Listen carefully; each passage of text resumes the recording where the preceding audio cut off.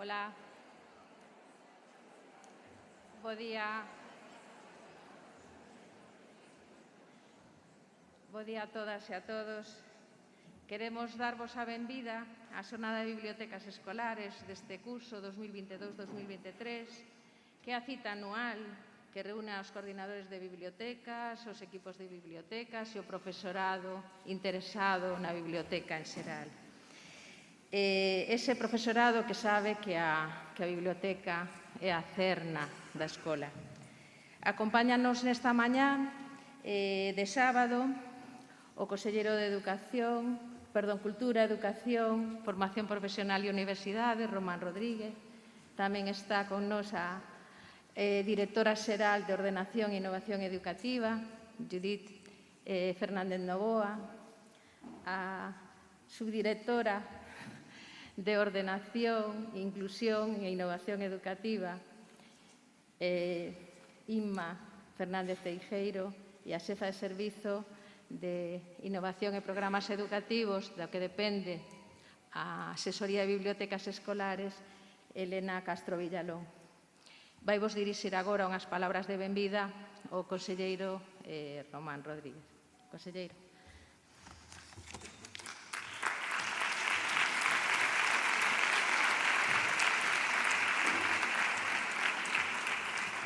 Bueno, moi bons días. Darvos a benvida a todos os profesionais e a todos os responsáveis da biblioteca dos centros educativos de Galicia. Dalle tamén unha benvida especial a persoas que se ocuparon durante moito tempo desta acción e que siguen vindo e participando nestas xornadas. Creo que, en certa medida, eu lle dicía que casi nos terían que pagar por vir a estas xornadas, pero quero dicir que teñen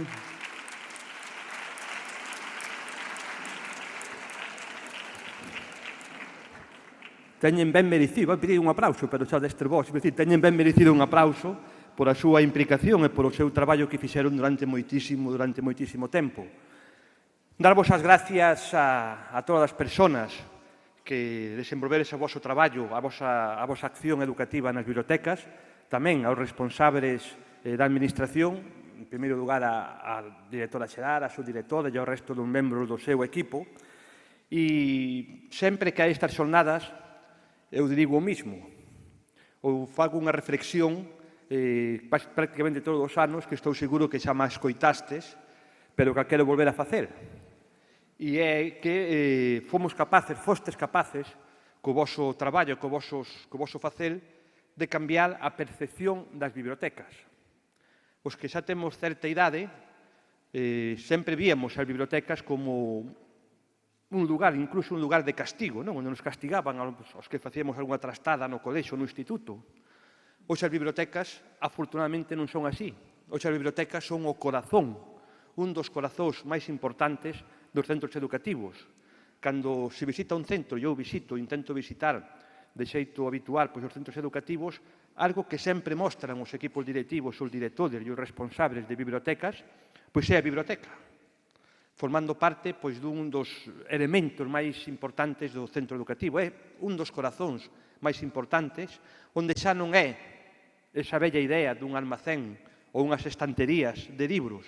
Hoxe as bibliotecas son lugares onde se desenvolven proxectos colaborativos, onde se desenvolven accións incluso coas familias, onde se innova, onde se aposta por a inclusión, en definitiva, onde se fixan unha parte significativa das accións máis innovadoras que se desenvolven no noso sistema educativo.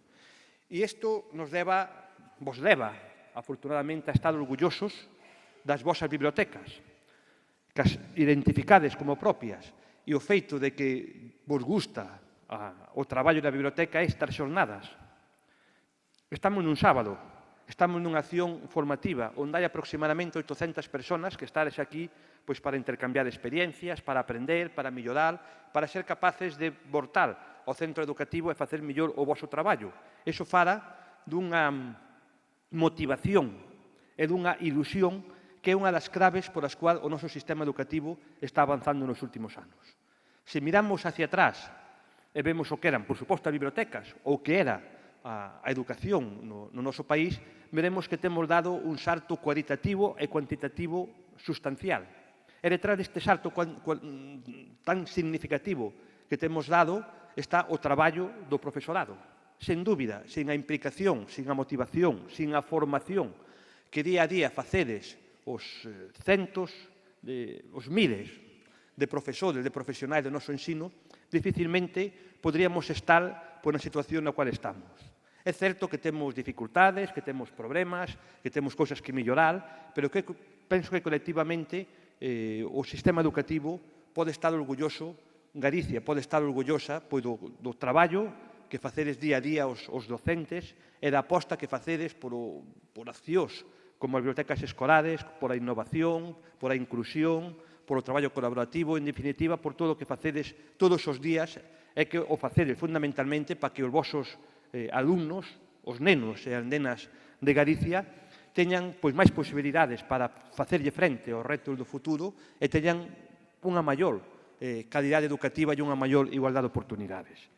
E en toda esta reflexión, un papel fundamental é a estabilidade das accións educativas. O programa de bibliotecas ten xa os seus anos. Estamos xa no terceiro plan día. E en moitas ocasións estamos sempre facendo cambios, e moitos cambios que se fan sin unha visión estratégica e non temos tempo suficiente para evaluar e para implementar certas liñas de acción educativa. A estabilidade é moi importante nos programas educativos para ver como funcionan e para obter ao final resultados. E este é un plan estable, é un plan que leva moito tempo poñéndose en marcha e que ten moi boa recepción por parte dos centros educativos. Eu vou dar uns datos simplemente que creo que fan referencia á importancia que ten este programa. 750 centros estades integrados no Plan B. 400 centros tedes club de lectura. 167 participan no programa Radio na Biblioteca. 125 máis, co ano pasado, no programa Biblioteca Creativa. E 148, 50 máis, que na última revisión, no programa Lectura e Familia. Obviamente, estes datos falan de estabilidade, falan de líneas de acción ben encardinadas, falan dunha boa receptividade por parte vosa, por parte dos representantes e dos profesionais no mundo da biblioteca, e fala, en definitiva, dunha acción que é unha acción non só de presente, senón que é unha acción fundamentalmente de futuro. Darvos as gracias de novo por a vosa implicación, por o voso traballo, por o voso bo facer, e agardar que esta xornada sexa unha xornada na cual poidades aprender.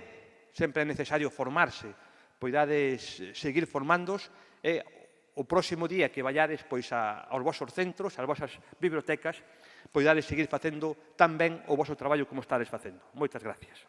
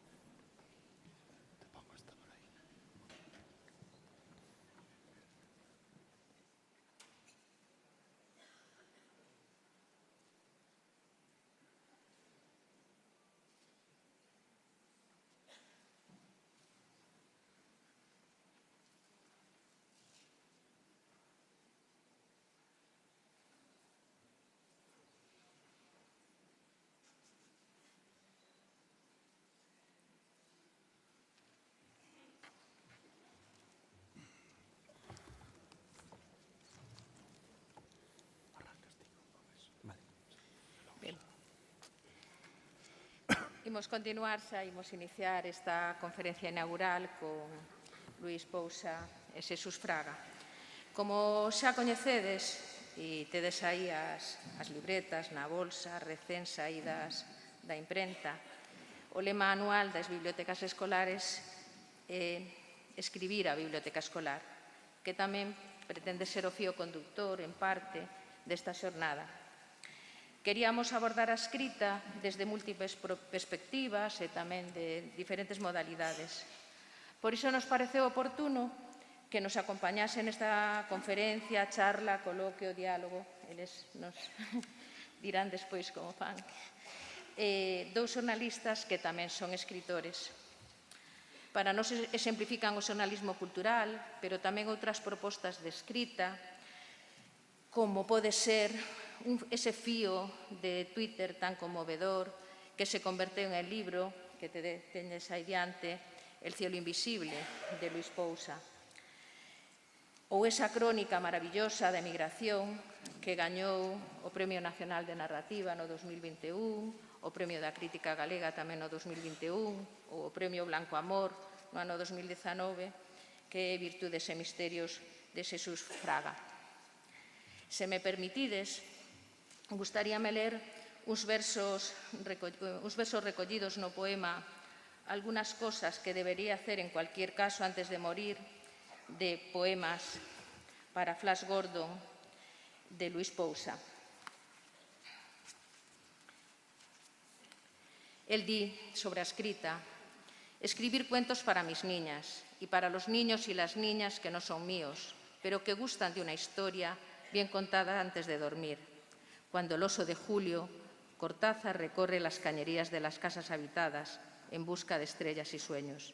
Escribir una novela de ficción y cómics, muchos cómics. Resucitar tal vez a Spirou e Fantasio y, por supuesto, a Flash Gordon y Del Arden. Escribir guiones para el cine y para la televisión. E da crónica de Xesús, gustaríame ler o derradeiro parágrafo que di o seguinte: os misterios permanecen, igual que as virtudes dos que xa non están connosco. Ao cabo, son eles, a través do tempo compartido e ido, os que botamos en falta, aínda que mentres os lembremos, convivirán connosco. Como cada vez que me suba unha báscula, lembro a avoa e as súas maletas, ou cada vez que abaneo a fregona despois de escorrela, lembro o ruído que facía o anel de meu pai contra o mango. Entón, caio na conta de que agora ese mesmo son sae da miña propia man. E non deixo de preguntarme se Daniel e Leda acabarán por retelo por anos e anos na memoria. Que sons, que palabras, que historias de nos farán súas. Arredor da escrita e desfalar, moitas gracias por estar e iniciades ese diálogo. Gracias.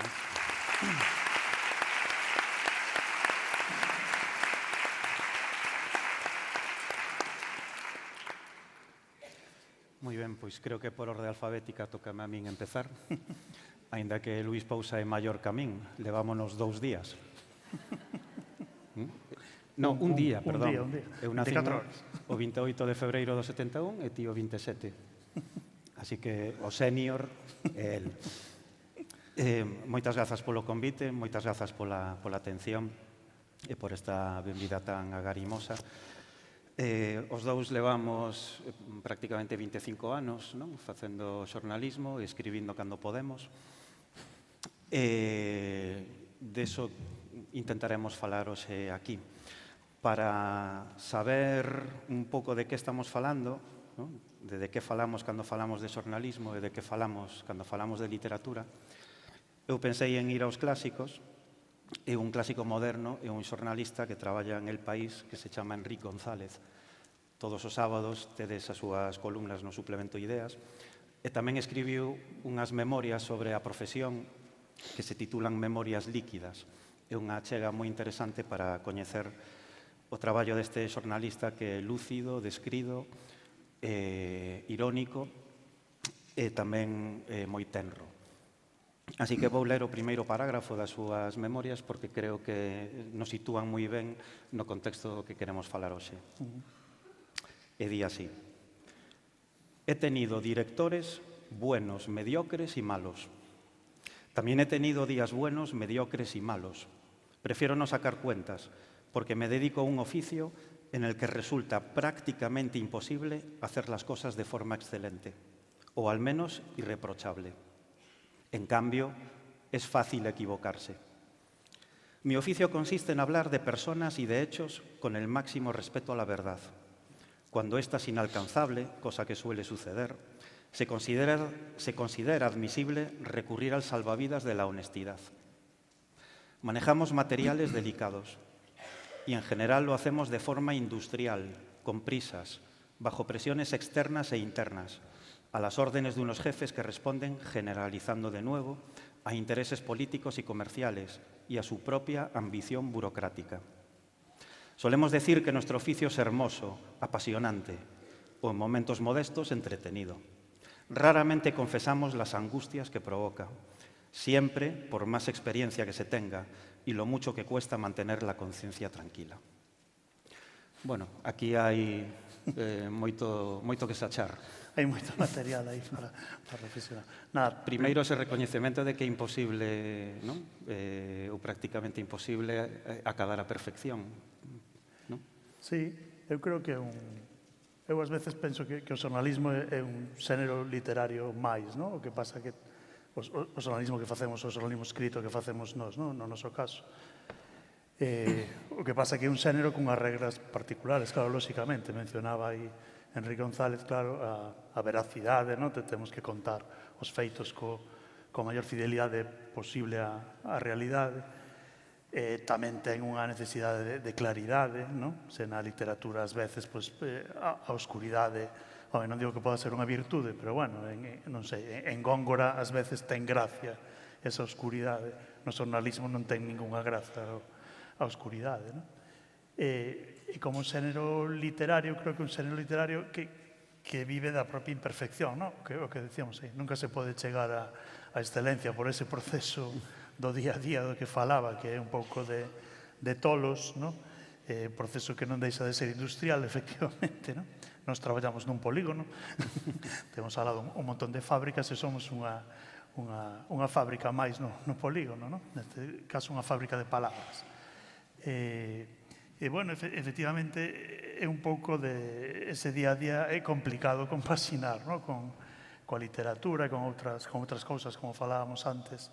Temos un compañeiro que seguro que non lle importaría que o citáramos, que é Ramón Castro, que ten unha frase que define moi ben, non? Dicía, se a xente soubese como facemos o xornal, non o compraría, non? Dice, porque estás todo o día atando cabos, apagando lumes, non? Facendo aí cousas, e ao final, de alguma maneira, todo iso encaixa, non? Esa é o xornal planchado o día seguinte da rotativa, onde todo, ao final, parece que se soluciona, polo menos temporalmente, non?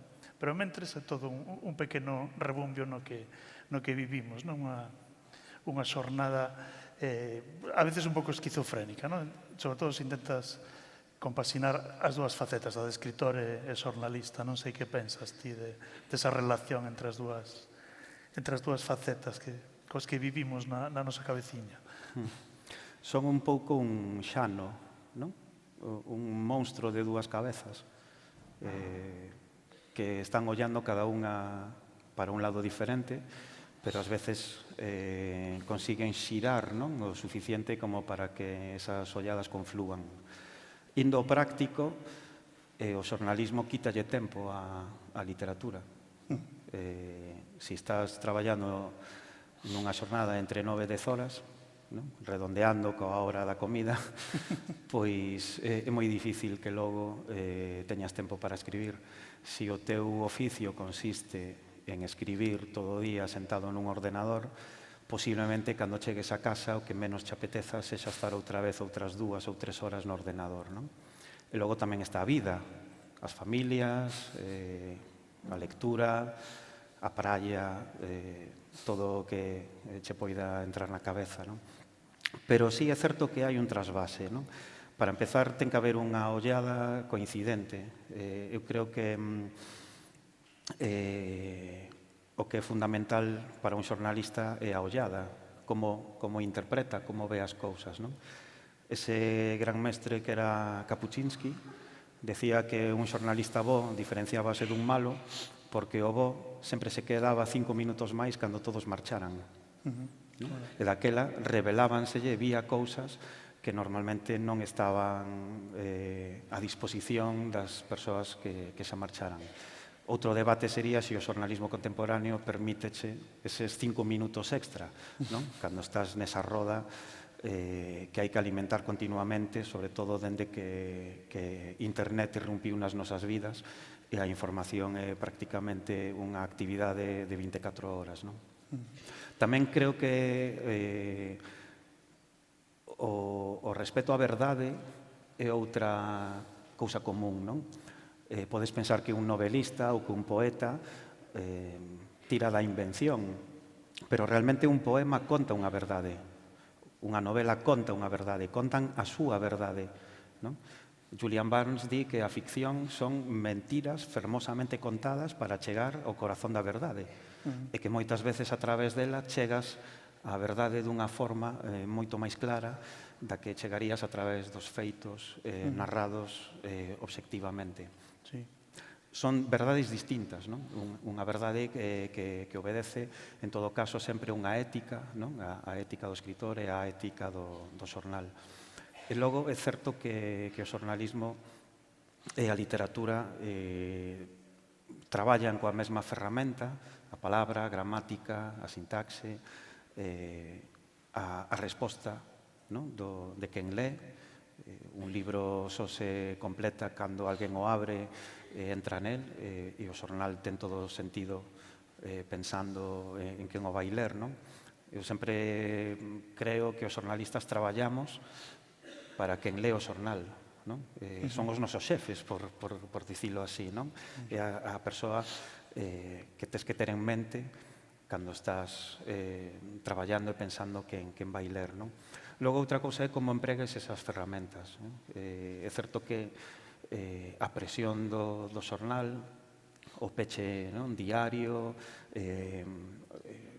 o rigor con que tes que tratar o espazo, dache unha flexibilidade ou unhas ferramentas, unhas armas que o mellor un novelista de entrada sen esa experiencia non ten. Non sei no teu caso se se trasvase é factible, porque ás veces tamén, cando estás escribindo un libro, falo como un antídoto, como unha reacción contra o que o teu traballo diario. Non? Se no xornal tes 40 liñas e non podes pasar dai, pois o mellor iso lévache que logo en casa escribas un capítulo longo precisamente para compensalo. Non? Sí, bueno, efectivamente, non é un trasvase, é un xogo aí de contrapesos, digamos, non? Vamos facendo equilibrismos aí entre as dúas actividades, non? Creo que era Mark Twain que decía que a peor maldición, el que fora director dun xornal alá en Mississippi, creo, decía que a peor maldición para un escritor era que o nomearan director dun xornal, non? Porque era o fin da súa carreira, non? Temos o caso paradigmático de Álvaro Cunqueiro. Álvaro Cunqueiro, tamén. Álvaro Cunqueiro, creo que foron 5 ou 6 anos que dirixiu o Faro de Vigo. Contrastade as biografías, non ten ningún libro publicado. Sí, sí. Creo que eso é bastante significativo. Aunque logo, como decía Manuel Rivas, simplemente que Cunqueiro escribise un pé de foto xustificaba toda a tirada do xornal. Justificaba todo.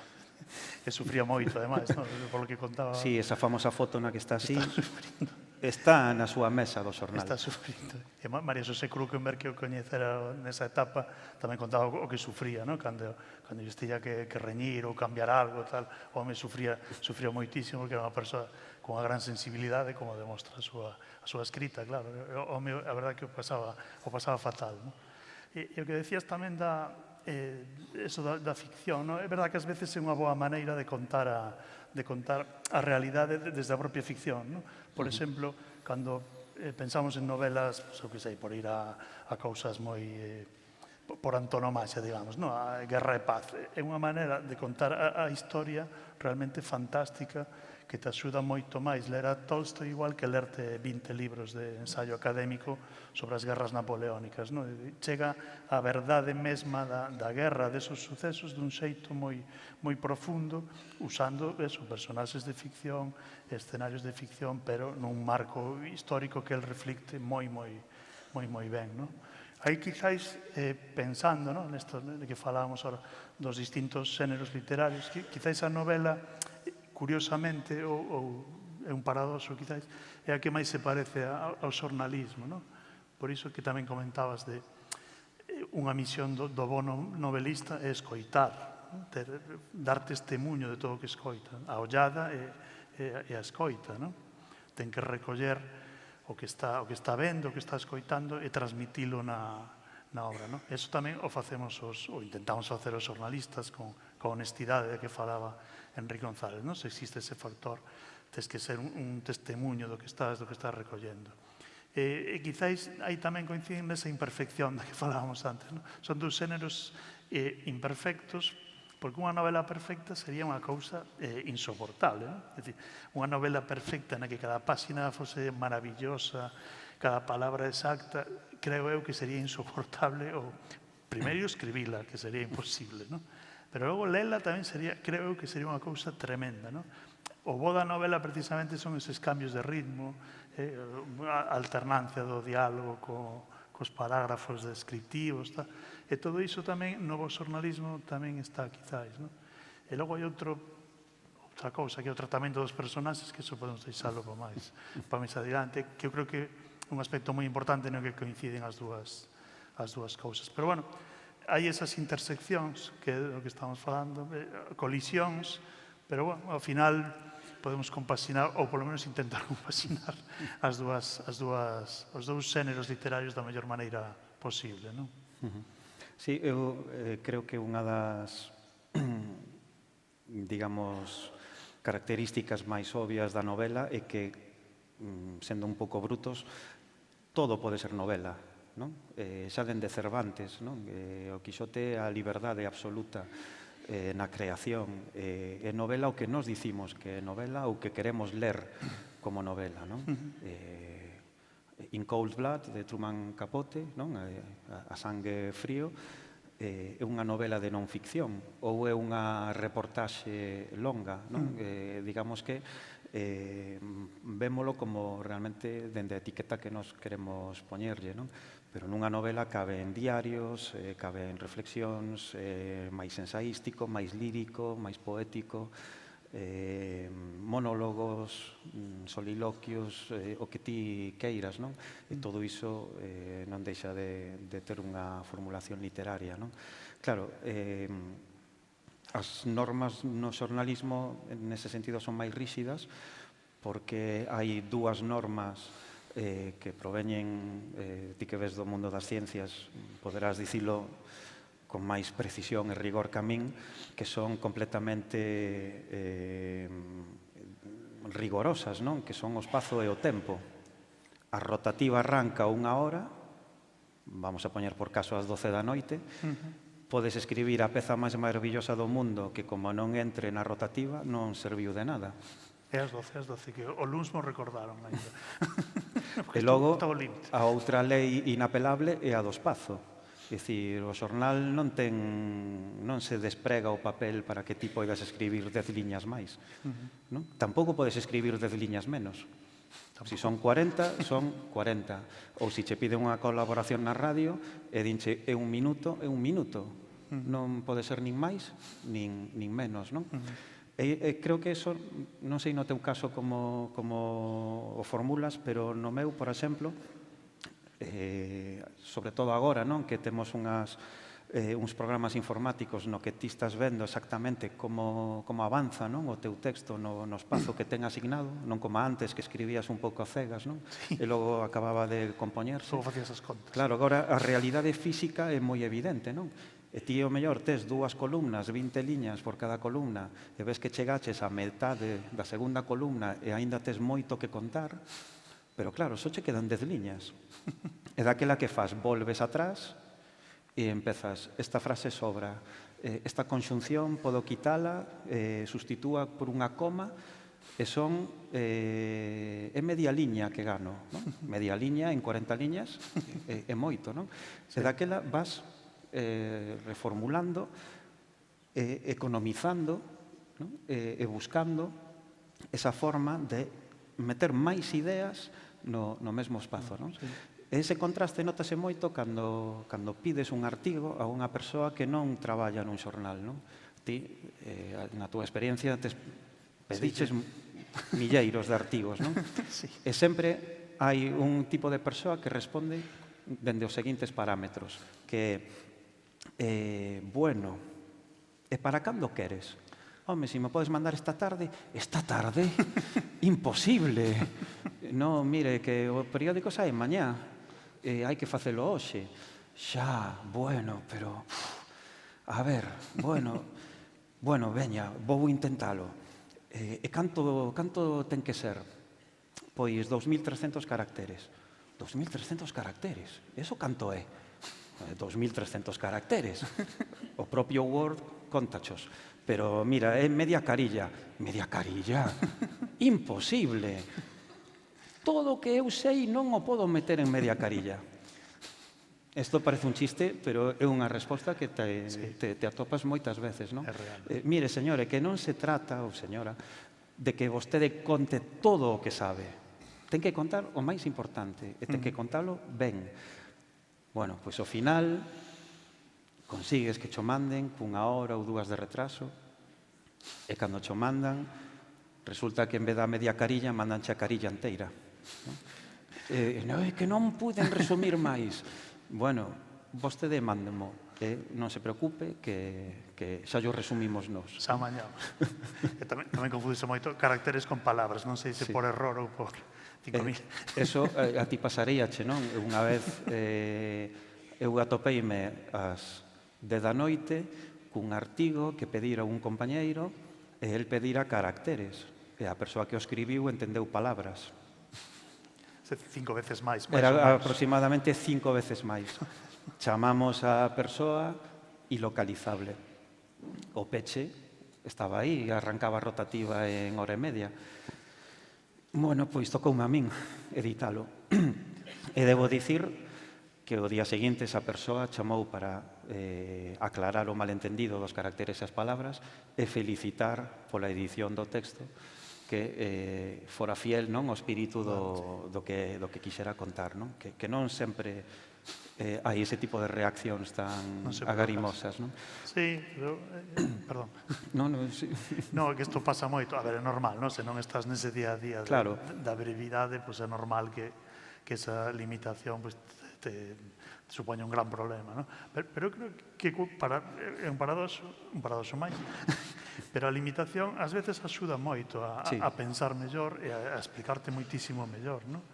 Eu penso que como os poetas clásicos cando facían o soneto, non? Ter esa limitación de liñas e de sílabas, eu creo que lles axudaba a ter ese marco no que facían a súa obra, non?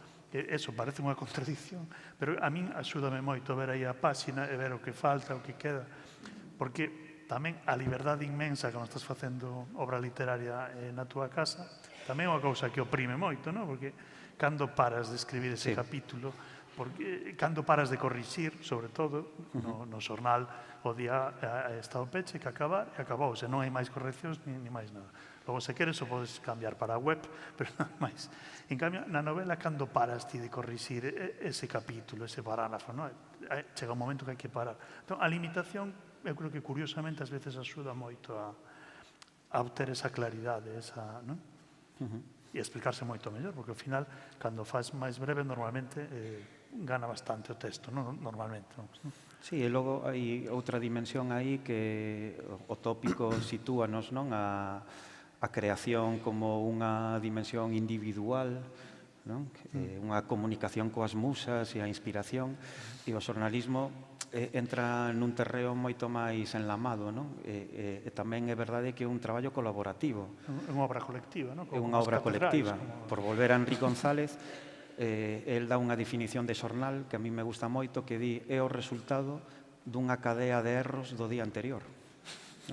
En esa cadea de erros e de acertos interveñen moitas persoas, é dicir, a peza que ti lees está condicionada polo espazo que un xefe decidiu, pola maquetación que unha persoa do departamento de deseño fixo, pola fotografía que acompaña a peza, polo gráfico, polo que digamos, o proceso de corrección, non? Intervén, é dicir, o que ti escribiches normalmente lee un xefe de sección, un redactor xefe, un subdirector e un director, non?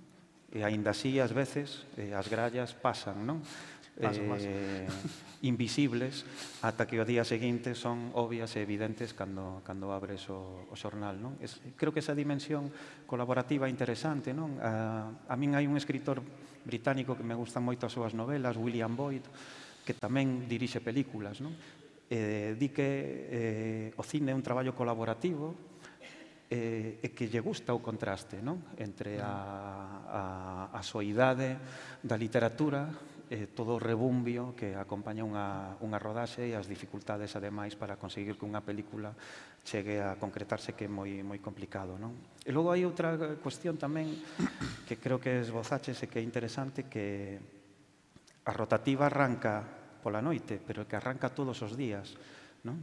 Nós temos ese retrouso, non, de que as exclusivas de hoxe servirán para envolver o peixe de mañá. Eu moitas veces en casa, cando estou pelando as patacas, non, como bo betanceiro para facer a tortilla, fago en riba de follas de xornal, non? E moitas veces aparece unha crónica aí que firmei eu, non? Creo que é unha cura de humildade. Totalmente. Non? Hai... A miña muller é aparelladora e fai certificados enerxéticos, e un día acompañeina a visitar un piso que xa estaban reformando, e os pintores estraran por todo o chan de follas, non, do xornal para que non caese a pintura e tal. Eu empecé a mirar e había crónicas miñas aí, non? Estaba aí. E diste, isto é unha cura de humildade, non? En cambio, a literatura parece que quere trascender o tempo, non? Parece que un libro ten outra solidez, outra permanencia que non teñen os xornais, non? De isto había unha anécdota, non sei se é real e inventada, que foi compañeiro noso de Manolo Guisán, seguro que tamén já escoitaches algunha vez. Pasoulle isto mesmo da súa crónica, pero era unha crónica da que estaba especialmente orgulloso, e atopou unha colgada dentro dun baño, a modo de papel higiénico. Non sei se era real ou inventada, porque conocendo personas podía incrementar a lenda, pero, bueno, é verosímil, desde logo. Entón, efectivamente, é unha cura de humildade diaria, ademais, non podes atopar o... Sí, pero logo levaste sorpresas, non? E unha das cousas das que máis orgulloso estou foi na época na que La Voz tiña un suplemento que se chamaba Culturas. Ese número, o primeiro número, abriu cunha conversa entre Isaac Díaz Pardo, Carlos Núñez, Manuel Rivas e César Portela, que eu coordinei e logo resumín que esa outra cousa da que se pode falar, non? É dicir, o material en bruto co que traballas excede moitísimo as dimensións das que tes disponibles no propio xornal, non? Claro, a portada do xornal eran os 4, isto foi no ano 2002, 2003, creo. Pois, dende entón, esa portada está enmarcada a carón da televisión no Café Delicias, na Praza de Catro Camiños da Coruña, non? E xa está todo amarelecido, e bello, pero eu cada vez que vou aí sinto unha pequena faísca, non? De orgullo profesional. Sí, claro, hai traballos xornalísticos para enmarcar. A ver, estar nos bares non é mal sitio para estar, non? Non. E con tanta permanencia. Un lugar natural para o xornalismo, non? Xa perdemos moito da lenda negra que tiñamos, pero algo queda, non? Pero sí que é verdade, esas coincidencias e contradiccións, non? Outra cousa que pensaba eu tamén é o tratamento dos personaxes, non? Que vese moi ben na túa novela que leu Paces, ese último parágrafo que é absolutamente maravilloso, como todo o libro, pero o final é realmente espectacular. Se alguén non o leu, por favor, que o lea, porque é un libro maravilloso. E unha das grandes cousas de Virtudes e Misterios é o tratamento dos personaxes, que neste caso son reais, non? Son parte da familia de Xesús, pero que é unha virtude que comparte con moitas novelas, con moitas das grandes novelas e das mellores novelas, non? Que non sei que palabra elixir, levaba dando voltas a isto. Sáeme compaixón, que é a compaixón polos personaxes. O que pasa é que compaixón ten algún aspecto de piedade, así que non sei se é a palabra exacta, non? Fui mirar a definición nos dous dicionarios, no da RAE e o da RAG. A RAG fala eso desa piedade pola dor e tal. E a RAE introduce un termo que eu creo que é moi aceitado, que é tenrura, non? Fala de que a compaixón ten tenrura. Eu creo que vese moi ben en Virtudes e Misterios esta tenrura polos personaxes, non? Que é a raíz mesma da palabra compaixón tamén, que é compadecer, non? Padecer con esa outra persoa.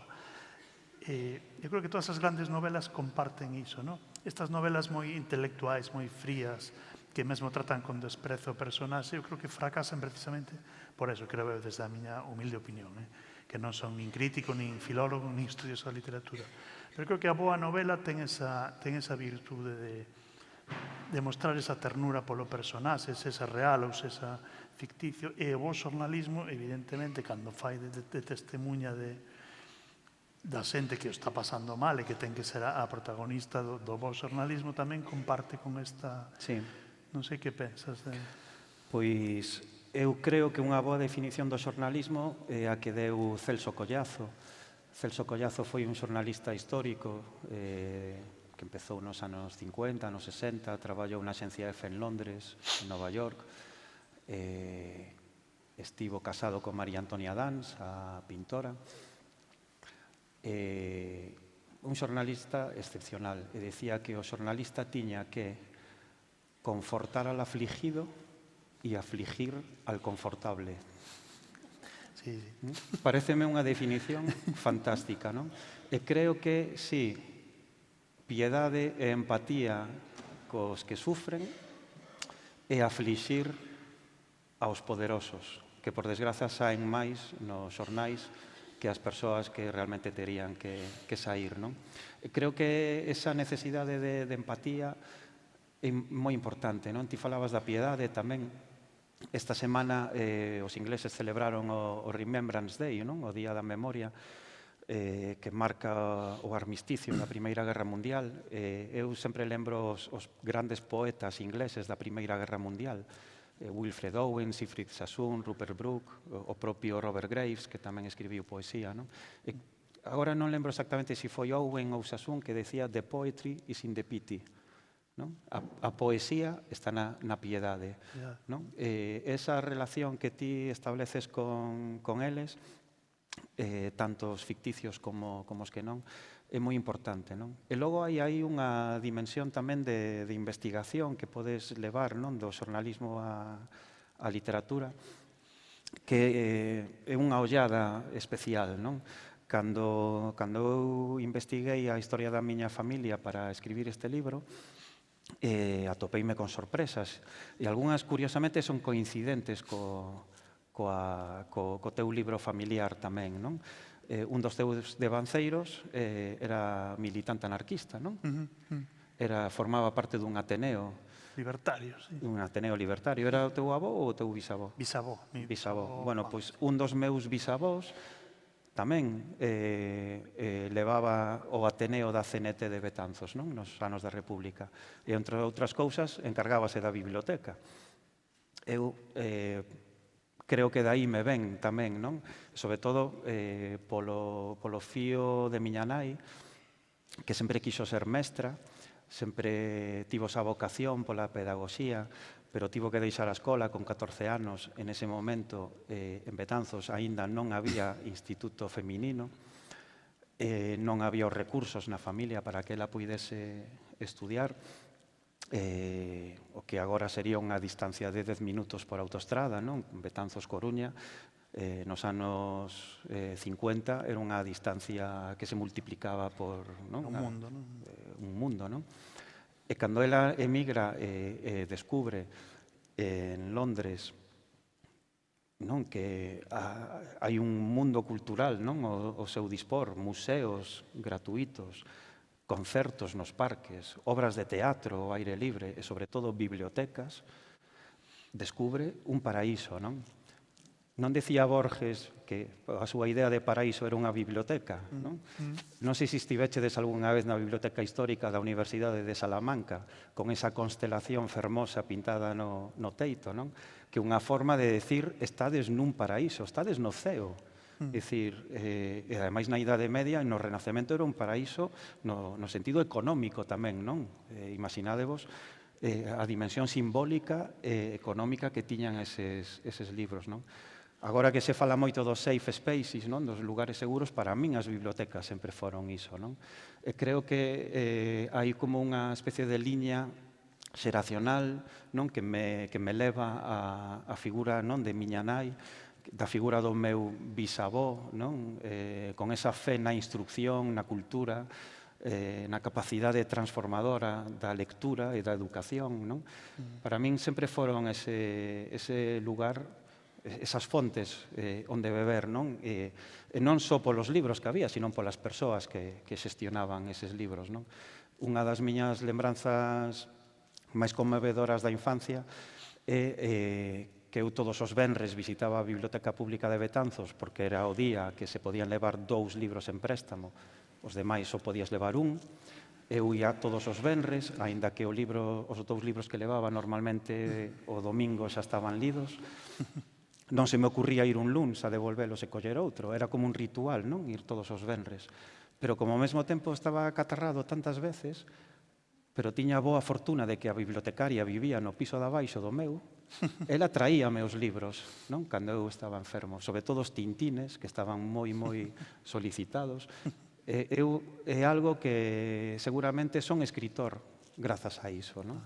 E creo que, bueno, que lonxe de ser un lugar de castigo, era un lugar de prazer, non? Un lugar maravilloso, do que creo, ademais, que lle debemos todo, porque esa é outra cuestión obvia, pero que realmente non o é, que un escritor antes é un lector. Non? Sí. Creo que un xornalista tamén é un lector, e sobre todo un lector da realidade, porque a súa misión é interpretala. Xa decía Borges, no? que o citabas tamén antes, que estaba máis orgulloso do que lera que do que escribira. No? Sí, eu tamén. Eu desde logo. Igual Borges podía ter alguna dúbida. No? E falando efectivamente das bibliotecas, acordouse agora un poema moi bonito de Bukowski, cando ardeu a Biblioteca Pública de Los Ángeles, en California, el fixo un poema moi bonito sobre esa biblioteca que para él era tamén un refuxio literal, e que él contaba que lle salvara a vida, porque houve unha época que estaba moi desfasado en todos os sentidos da palabra, vivía prácticamente como un mendigo, e a biblioteca era o sitio onde él, digamos, que podía facer unha vida civilizada fora da súa vida cotiá, que era un absoluto desastre. ¿No? Él decía literalmente eso, que a Biblioteca Pública de Los Ángeles lle salvara a vida nun momento en que él estaba totalmente enfiado ao abismo. ¿No? E recordaba todos os libros que lera, como collía o volume de Pound que estaba ali arriba, e dicía, bueno, non aprendí moito, pero fixe un músculo lendo os cantos de Ezra Pound, e recordaba todo aquilo, e recordaba o ben que o trataban a él, ¿no? Que era, literalmente, vivía como un mendigo, ¿no? E que ben me trataban as bibliotecarias, como me acollían ali, ¿no? Entón, hoxe que estamos aquí con todos estes compañeros e compañeras das bibliotecas, eu creo que é bonito tamén lembrar, como ti dices, esa faceta, ¿no? de refuxio e de salvavidas tamén, ¿no? De vocación literaria, como ben dis. E agora que acabas de mencionar o de mendigo, hai outra cuestión que a mí me interesa poñer aquí sobre a mesa tamén, non? Que é a da precariedade. Non? É dicir, Galicia, cantas persoas temos vivindo profesionalmente da literatura. Non falo da edición, porque sí, é dicir, hai empresas profesionais, pero pensade en cantas persoas creando temos en Galicia que poden decir que viven da súa actividade. Seguramente me sobran estes dedos, non? E no xornalismo cada vez hai máis precariedade, é dicir, é unha realidade total, non? O que pasa é que é unha realidade que está un pouco invisibilizada, porque o xornalista está contando os problemas dos demais, cubre as súas manifestacións, as súas folgas, pero logo as súas non aparecen por ningunha parte. Pensade que o mellor, cando ledes, por citar un exemplo que se comentou nas últimas semanas, pois cando ledes unha noticia escrita por alguén dun periódico determinado, pensade que ao mellor esa persoa, a súa empresa, lle debe 24 nóminas. Estar sin cobrar 2 anos é suficientemente desmoralizador e desmotivador? Eu diría que sí, non? Sobre todo se a hipoteca sigue correndo e tes unha familia, non? É dicir, ese tipo de cuestións. Ao lector só lle interesa o produto feito, non como se fixo. Bueno, creo que se o xornalismo trata de facer visible o invisible, esa é unha realidade da que algunha vez tamén cumpriría falar, non? Sí, pasa que normalmente evitamos ser protagonistas, non? Sempre, o que ti contabas, contamos os problemas laborais ou económicos de outros sectores e do propio sector é máis raro, é pouco frecuente, desde logo, non? Pero, bueno, por suposto que é un sector no que a precariedade é tremenda, é moi preocupante, porque incide tamén na calidade, evidentemente. Claro, unha persoa que está nesas condicións non pode facer ben o seu traballo de ninguna maneira, non? Entón, bueno. Sí, ou senón, a outra opción é a heroicidade. Pero a heroicidade non se pode exixir. Se pode celebrar, pero non se pode exixir, non?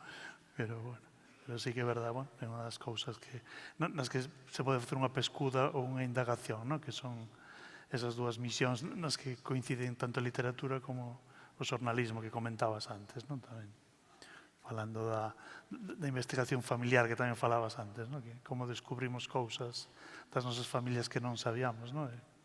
E fomos aí indagando, aí redescubrindo, non? Sí, realmente é unha... Se o xornalismo se move na horizontalidade do presente, a literatura ten unha verticalidade, non?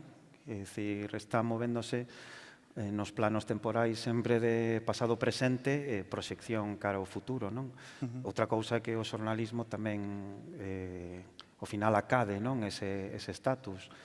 Chegamos ás hemerotecas con esa visión tamén, non? Que dá o eixo cronolóxico, pero non é o habitual cando estás traballando no día a día do xornal, non? E a ti pásate, por exemplo, falando deso de indagación que é en común, hai algunha técnica que apliques na ficción que tamén apliques no xornalismo? Alguna maneira de traballar na que compartas nas dúas facetas ou é totalmente diferente? O que decías antes, non? O espazo, o tempo, todo iso que non ten nada que ver a maneira de traballar nunha novela que no xornal no día a día, non? Pero hai unha cousa concreta na que sí coincidan as dúas cousas. Porque eu teño unha coincidencia moi rara que logo a comento. E que non sei se é normal. Bueno, eu pola miña... por como me gusta escribir ou por como as miñas limitacións me levan a escribir, gústame a claridade. Gústame que sexa un vidro o máis limpo posible polo que ti miras. A liña clara de Tintín. Sí, a liña clara de Tintín, que non estea embafado. Creo que era Nietzsche o que decía que había escritores que lles gustaba remexer as augas para enturbialas para que parecesen máis profundas. Pero logo metes o pé non cubre, porque a profundidade sigue sendo a mesma. E ás veces a claridade chega a esa perspectiva que ti buscas. Lembro que cando creo que foi o Premio Nacional, e o meu fillo volveu do instituto e dixo, xa me dixo o mestre que che felicitase, que estaba moi ben o teu libro, que era moi simple. E dixen, home, Daniel, diríache sinxelo. Ai, eso, díxome sinxelo. Digo, sí, coñecendo o teu mestre, seguramente che diría sinxelo e non simple, non? A min gustame dicir que o meu libro foi un libro difícil de escribir para que agora sexa fácil de ler, Sí. non? Que non é o mesmo, non? No. Esa vocación de claridade creo que tamén a comparte co xornalismo, non? Que Eso pasa tamén, lembroume agora que te escoitaba, por exemplo, a Claudia Piñeiro, que é boa amiga dos dous. Ela facer o libro costalle moito traballo, e logo lese cunha claridade tremenda, non? Cunha sinxeleza, como ben decías, que non simplicidade tremenda, non? Pero é moi difícil obter esa liña clara, claro, como pasaba a Osa, non? A mí pasei unha cousa, falando de todas as técnicas que poden ser comuns, pasa unha cousa que comparto cando fago un poema e cando fago unha columna de opinión, que non teñen nada que ver unha columna máis literaria, refírame, non?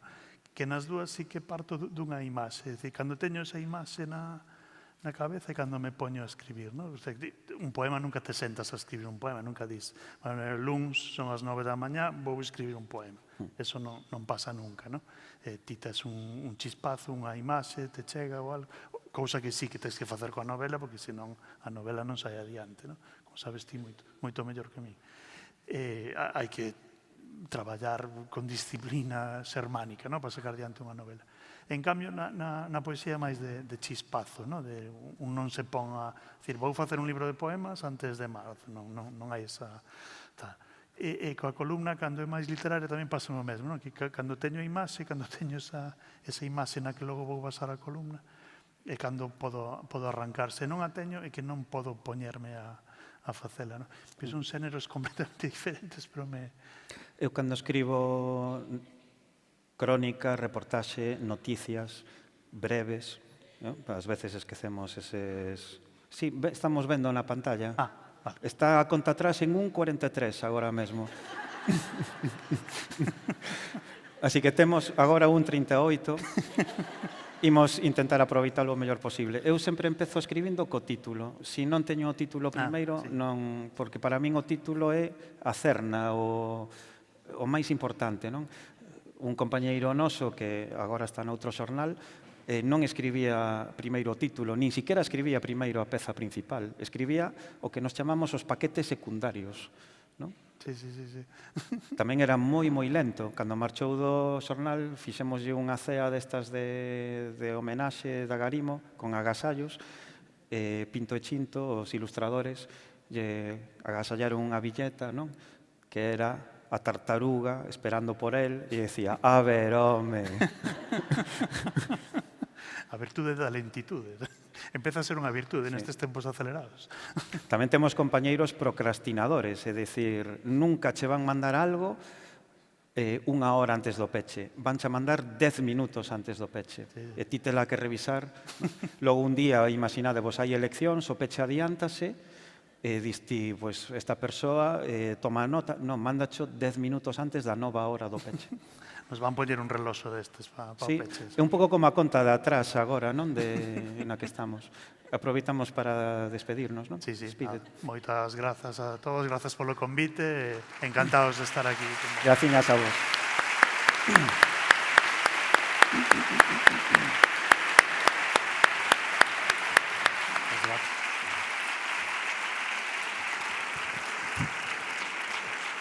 Moitas grazas. Sí. Moitas grazas, Luís, moitas grazas, Xesús. Mirade, hai unha parte fundamental das xornadas, unha parte moi importante tamén son os tempos de descanso, os tempos de encontro, momentos onde compañeiras e compañeiros de moi distintos puntos de Galicia pois poden atoparse, charlar e conversar sobre as cousas que van sucedendo. Agora temos un deses momentos, hai un café preparado na zona de entrada e tamén temos preparada unha pequena brincadeira, un detalle que ten que ver con ese lema que comentaba a miña compañeira ao principio. O fío que pretende tamén ser algo como un fío conductor nas xornadas, como sempre sucede, que ten que ver co lema que propón Bibliotecas Escolares para este ano, non? Todo xira en torno á escritura. Recordaredes, porque nesta versión non se aprecian casi unhas botellas, que unhas mensaxes con letras moi infantiles, non? Con letras moi primitivas que seguro que mirastes nas primeiras versións dos cartéis deste evento, que tiñan, bueno, viñan pois do cole de Combarro, dunha actividade que xiraba en torno pois a esa idea, esa metáfora das mensaxes que van dentro dunha botella e que se lanzan e que teñen, pois, bueno, moitas connotacións literarias, románticas, pero que, desde logo, teñe que ver coa escrita, non? E teñe que ver coa escrita, con unha escrita pois, que se entrega ao destino para que sexa o azar o que leve unha mensaxe a quen a tope, non? Noutra olera, pois, noutro lugar do mundo, noutro momento. E nos, bueno, pois, conmemorando un pouco esta idea, que temos preparadas unhas tarxetiñas con uns cordéis e un tendal, bueno, diríamos que pode ser entre un tendal e unha tea de araña, unha arañeira, non sei moi ben o que é, pero bueno, que está situado na parte das escaleiras, non? Na zona dereita, aquí ao sair. Na zona de entrada tedes unhas tarxetas que pretenden ser, pois, cada quen que colla unha destas tarxetas e que escriba nese pequeno tamaño quizáis unha palabra, quizáis unha pequena sentencia, unha frase, e que a pode colgar despois no tendal para que alguén que lle preste, pois a recolla a saída e leve, pois, a mensaxe que lle tocara. Vale? Invitamos vos a que teñades un momento para isto, sexa agora no recreo, este recreo, no tempo de lecer, ou sexa na hora da comida, ou sexa na pausa da tarde. Vale? Agora imos ao café a charlar un rato.